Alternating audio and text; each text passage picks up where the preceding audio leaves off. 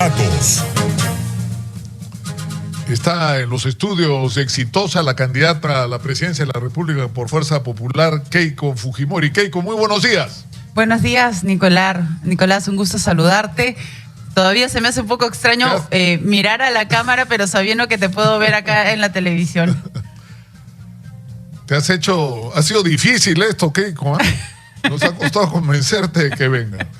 Ajá. Pero es un gusto estar aquí Keiko, es que contigo. podemos tener diferencias, pero podemos tratarnos con respeto, es decir, yo creo que a todos nos falta aprender un poco de esto, ¿no? No, y por eso Pero, estoy acá, Nicolás, para poder conversar, intercambiar ideas.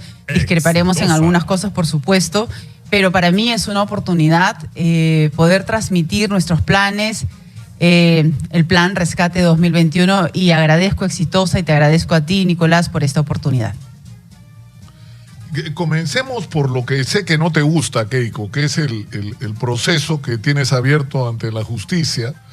La Fiscalía te acusa de una serie de delitos, pero digamos, para resumir, lo que dice la Fiscalía es que recibiste aportes ilegales, que se usó el partido como instrumento para introducir y regalar parte de ese dinero irregularmente en el partido, y que además hubo la voluntad de intervenir en el sistema de justicia. ¿Qué es lo que tú tienes que decir ante esta situación que además nos enfrenta, Keiko, y tienes que ser consciente ante un tema bien complicado, que en el caso de ser electa puedas enfrentar una sentencia? O sea, ¿qué es lo que tú tienes que decir sobre esto? Sí, Nicolás, en realidad no es que yo no quiera o no me guste hablar del proceso. Lo que ocurre es que muchas veces cuando me he referido al proceso o he enviado un mensaje a través de las redes sociales, ha habido una, digamos, iniciativa por parte del fiscal. Recuerdo cuando envié un tuit y una ex congresista hizo un retweet, ¿no? Que no tiene ninguna forma de comunicación, había solicitado anular la comparecencia restringida. O cuando mandé una carta abierta a la bancada, hizo lo mismo, señalando de que había una comunicación con la doctora Marta Chávez, cuando la carta fue abierta, fue pública. Entonces, ese tipo de situaciones son las que la doctora Juliana Loza me recomendó antes de empezar la campaña, evitar hacer comentarios para que luego no se utilice en mi contra. Dicho esto, sí quiero contestar algunas de las inquietudes debido a su pregunta, Nicolás. En primer lugar, creo que es bien importante señalar que el tema del financiamiento de campañas y de partidos políticos recién se ha reglamentado a partir del 2017. Eso significa que lo que ha ocurrido antes, no solamente con Fuerza Popular, el tema de los aportes, contribuciones de empresarios nacionales, nada de eso estaba prohibido, ¿no? Y eso para nosotros es bien importante señalar. Con referencia específicamente a la empresa Odebrecht, yo he señalado claramente que jamás he pedido, ni he solicitado, ni he recibido, y así lo ha corroborado los diferentes funcionarios y ejecutivos de esa empresa. El señor Barata ha sido muy claro. Es más, él ha dicho que soy la excepción de los políticos porque siempre fue fría, distante, jamás pedí, jamás me han dado dinero. Sin embargo, esto se está investigando. Y en este proceso de investigación, Nicolás, si algo puedo rescatar, porque son 5 años ya de investigación, es que en el caso de mi esposo y yo, a nosotros se nos ha hecho una investigación pericial, contable, financiera, de 10 años, 5 peritos de oficio, 5 peritos que fueron convocados por el Ministerio Público, han hecho un análisis de nuestros ingresos y egresos y han concluido, después de que nosotros hemos presentado muchísima información, que no existe desbalance en esa mirada de pareja. Entonces, que la investigación continúe, por supuesto. Y si bien es cierto, estuve 3 veces injustamente en prisión, las 3 veces me liberaron, y en las resoluciones de liberación descartaron la posibilidad de obstrucción a la justicia.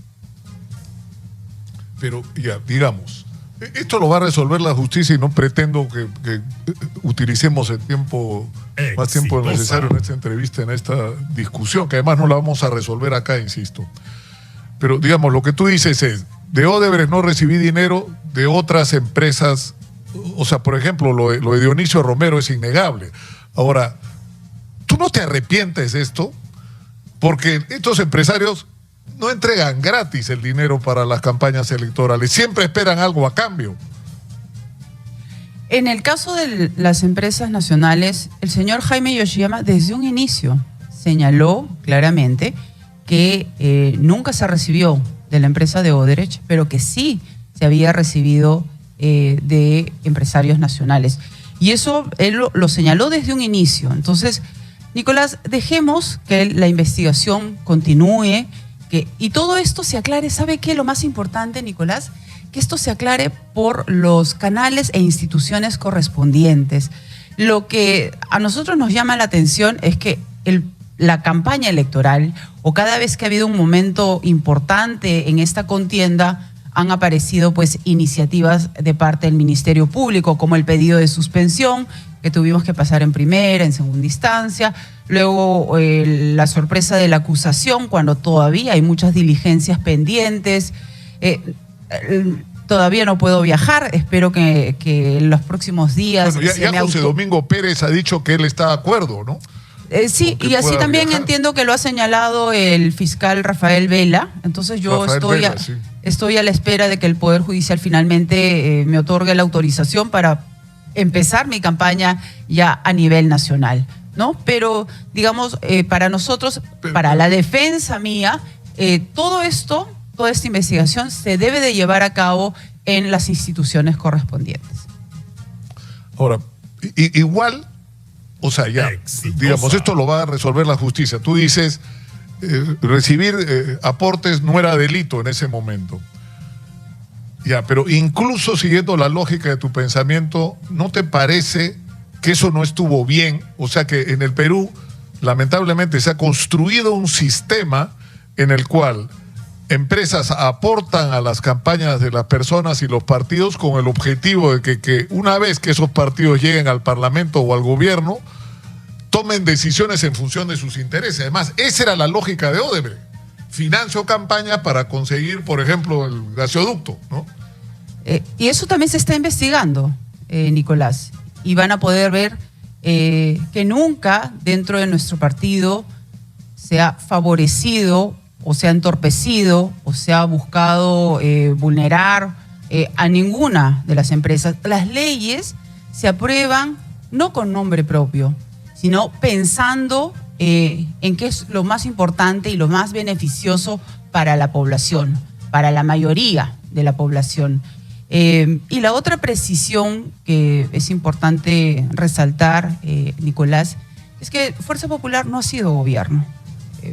Podrán decir muchas cosas de nosotros, pero no hemos tenido la oportunidad todavía ni el honor de ser gobierno, de haber administrado fondos o de haber hecho obras. No, a nosotros se nos investiga solamente por hechos de campaña.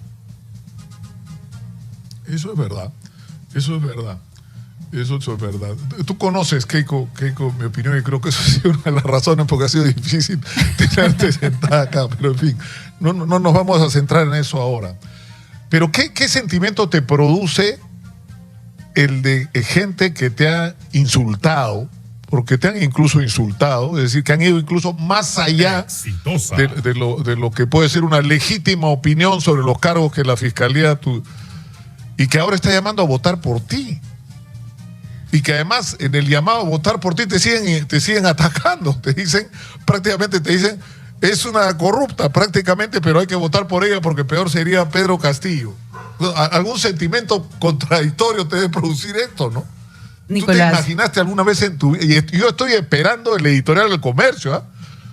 En cualquier día de esto sale que te acusaron casi de narcotraficante, Keiko, hace 5 años. Y ahora van a llamar a votar por ti.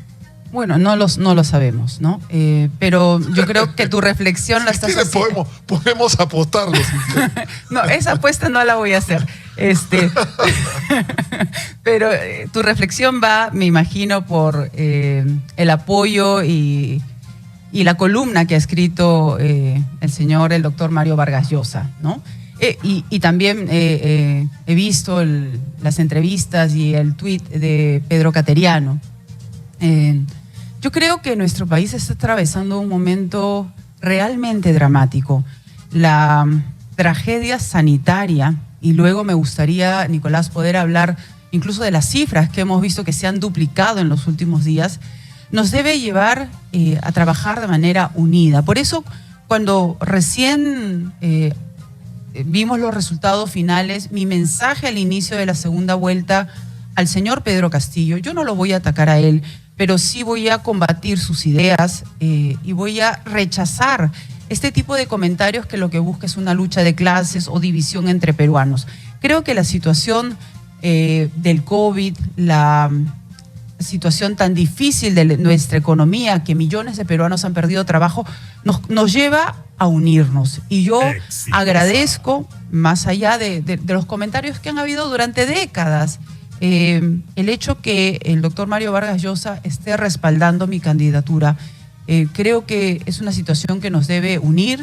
He hablado del reencuentro entre peruanos y debe también de nuestro lado abrir también las puertas, como lo hemos venido haciendo a través de su equipo técnico, en ir convocando más personas de diferentes grupos políticos, de diferentes tiendas y a diferentes especialistas, para que desde el día 1 de llegar a ser gobierno se puedan trabajar en tomar medidas inmediatas.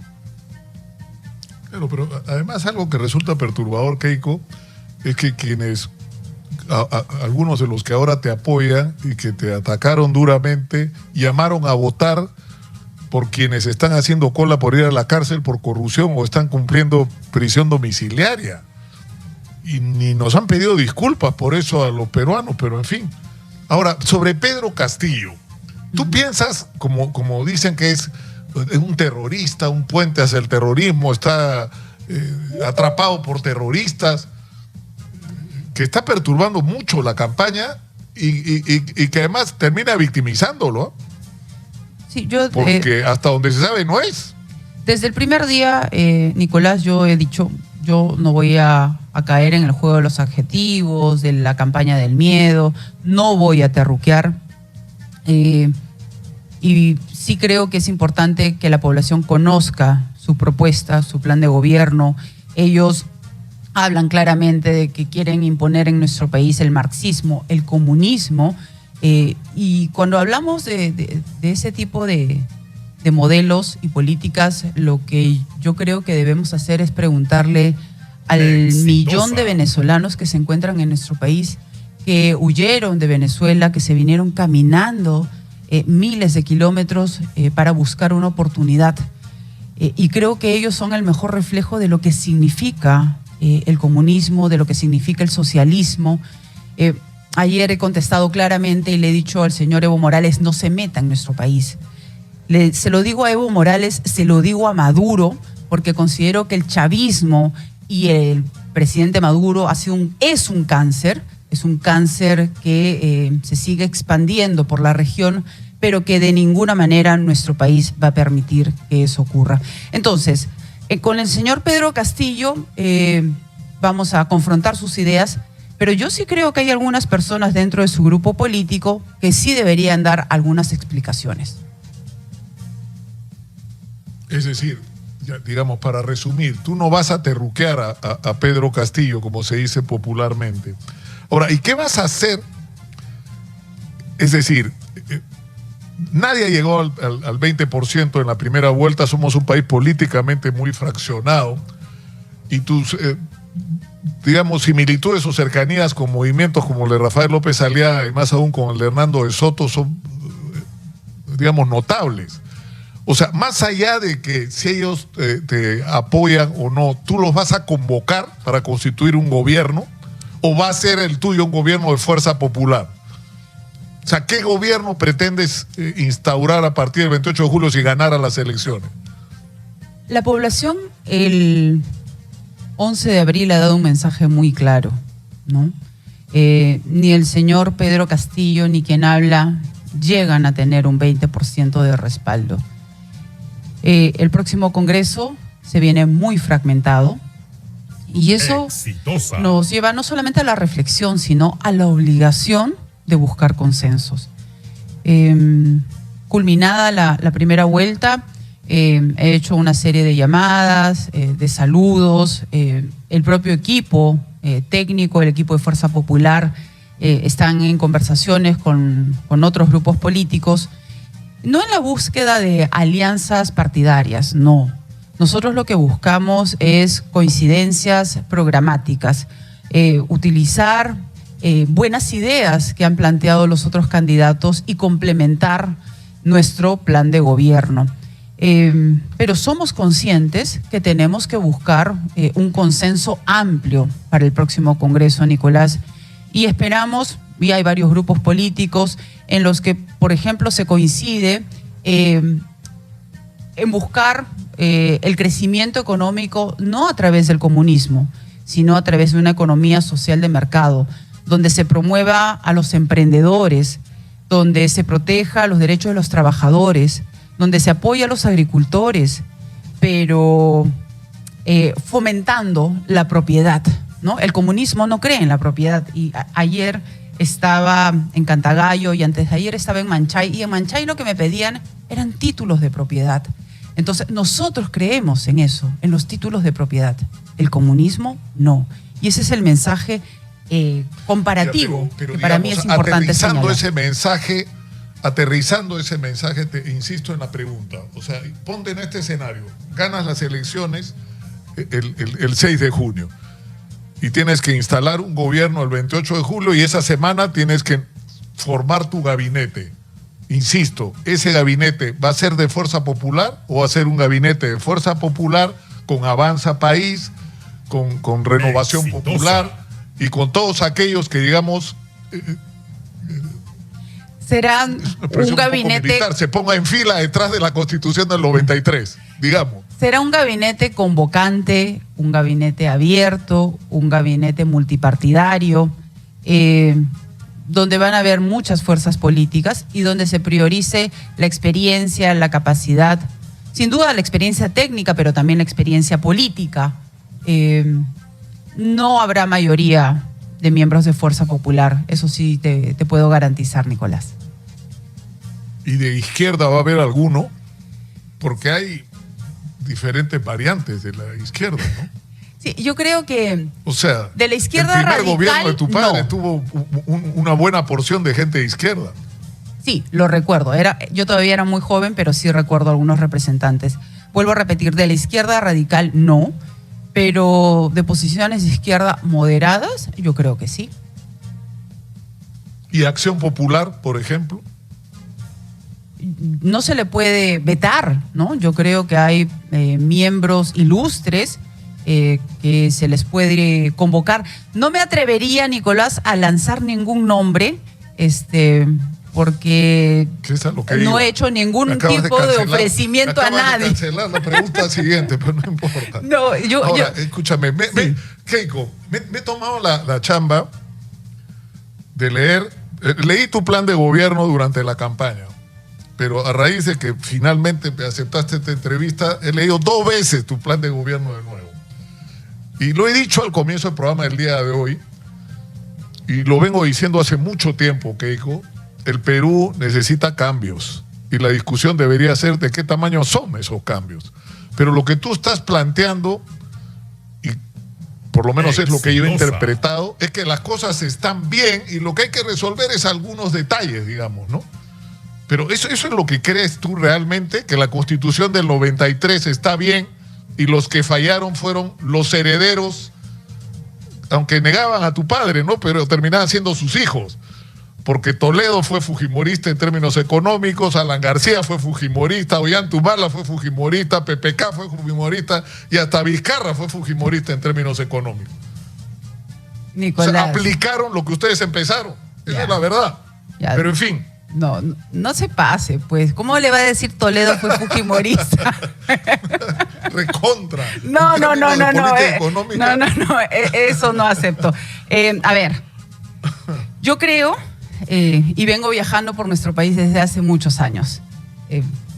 En esta última campaña, nuevamente he podido, después de haber estado injustamente 16 meses en prisión, he podido conversar con diferentes pobladores, amigos, campesinos, agricultores de diferentes regiones en nuestro país. Y lo que nosotros tenemos que rechazar es el abandono por parte del Estado. La población siente que durante 15, 20 años han pasado los candidatos, les han ofrecido de todo, llegan a ser autoridades, gobernadores regionales o presidentes de la República, y luego se olvidan de sus promesas y se olvidan de la población. Recuerdo mucho a una dirigente del Comedor Popular en Alto Trujillo y me decía: señora, nos sentimos invisibles frente al Estado porque vamos, reclamamos y no nos hacen caso. Y eso tiene que cambiar. Nosotros lo que hemos dicho es: tiene que cambiar la forma en cómo trabaja el Estado. Tiene que haber capacidad de gestión. Exitosa. Cuando se promete algo, se tiene que cumplir. Los recursos y los presupuestos existen, están ahí, pero no ha habido la voluntad política y no ha habido la autoridad que se preocupe que los colegios se construyan, que los canales de irrigación y los reservorios se hagan en toda la zona del campo de nuestro país, que lleguen con sus semillas Keiko, mejoradas. ¿Pero eso qué significa? Tú dices, la Constitución no hay que cambiarla. Porque Hay no cierto, es eso lo que ha estado mal, según lo que... Entonces, ¿qué es lo que hay que cambiar para que las cosas funcionen? Primero, se hagan? ¿hay ciertos cambios que se pueden hacer en la Constitución? Sí. Pero lo que acá es importante, Nicolás, es la decisión política. Mano dura es lo que yo he señalado para que las cosas se hagan. Cuando hablamos de colegios, por ejemplo, ¿no? El expresidente Vizcarra prometió 2.000 colegios. No hizo ni uno. En el gobierno de mi padre, con todas las críticas que se puedan hacer, se construyeron 3.000 colegios. Eso es lo que quiere la gente: eficiencia, capacidad de gestión, que el Estado vaya y les solucione sus problemas. Están abandonados y ahora doblemente por el tema de la pandemia. Nosotros decimos: hay que lavarnos las manos, tiene que haber distanciamiento social. Por Dios, en Manchay no hay agua potable.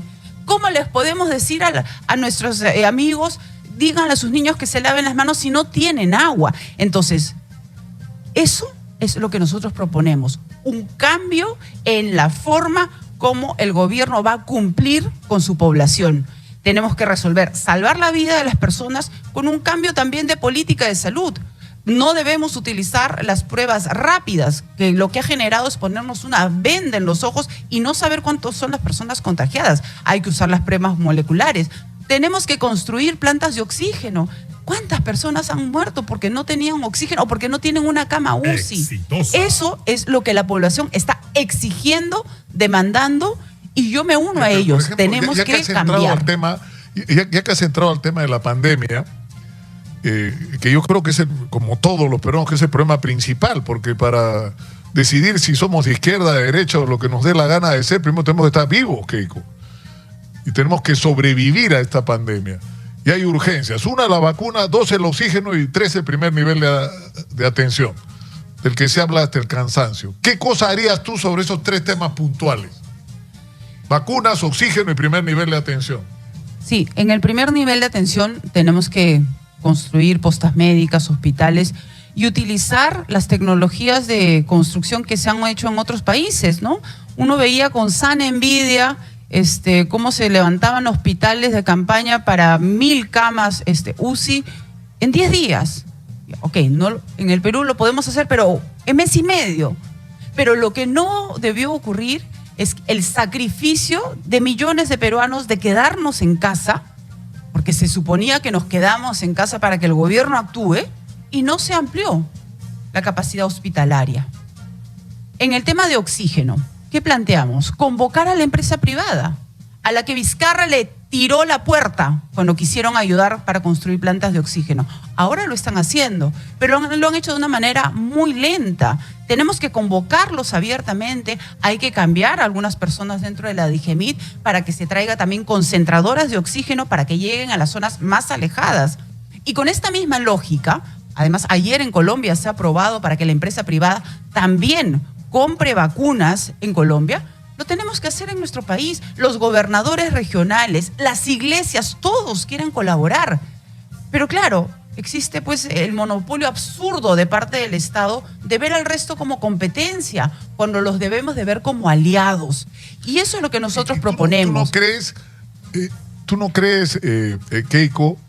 O sea, la ley de salud faculta que cuando hay una epidemia como la que estamos viviendo, aunque yo creo que quienes escribieron la ley nunca imaginaron que pudiéramos vivir algo como lo que estamos viviendo, pero igual la ley prevé que en circunstancias como esta el Estado está facultado para tomar el control de todos los recursos públicos y privados y para enfrentar los requerimientos de la crisis.